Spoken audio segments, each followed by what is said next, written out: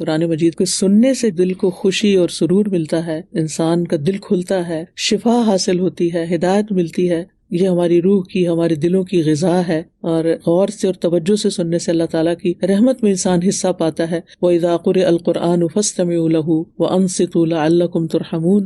جب قرآن پڑھا جائے تو اسے سنو اور خاموش رہو تاکہ تم پر رحم کیا جائے. تو انشاءاللہ تعالیٰ جب آپ اس کو سنیں گے اور توجہ سے سنیں گے تو یہ آپ کے دلوں میں اترے گا.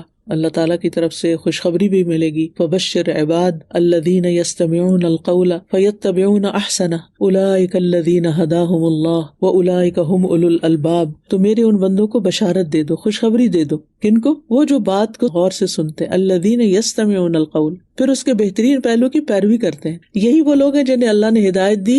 گویا ہدایت یہی لوگ پا سکتے ہیں اور یہی عقل والے ہیں.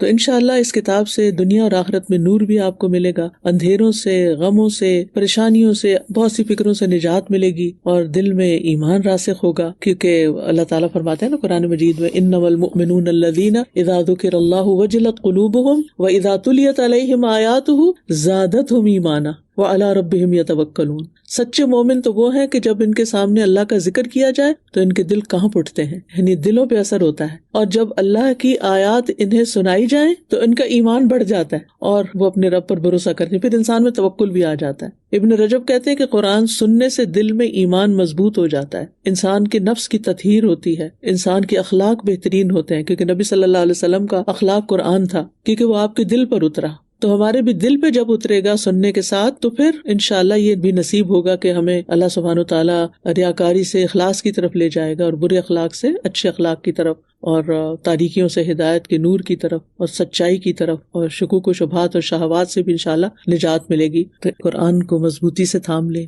کتنے ہی نابینا ہیں جو قرآن کو دیکھنے کی تمنا کرتے ہیں لیکن دیکھ نہیں سکتے. تو جن کو اللہ نے آنکھیں دی ہیں وہ قرآن کو دیکھ کر بھی لذت حاصل کریں. کتنے ہی بہرے افراد ہیں جو قرآن کی تلاوت سننے کی آرزو رکھتے ہیں لیکن سن نہیں سکتے. اللہ نے ہمیں سننے کی طاقت دے رکھی ہے، لہٰذا ہم اس سننے پر شکر ادا کریں اور توجہ سے سنیں. ہمیں اپنی یہ دونوں صلاحیتیں، دونوں دروازے کھول کے رکھنے ہیں قرآن کے لیے، تاکہ قرآن ہمارے دلوں میں جگہ پکڑے اور دل سے پھر ہمارے پورے وجود میں سرایت کرے اور ہمیں عمل میں حصہ ملے.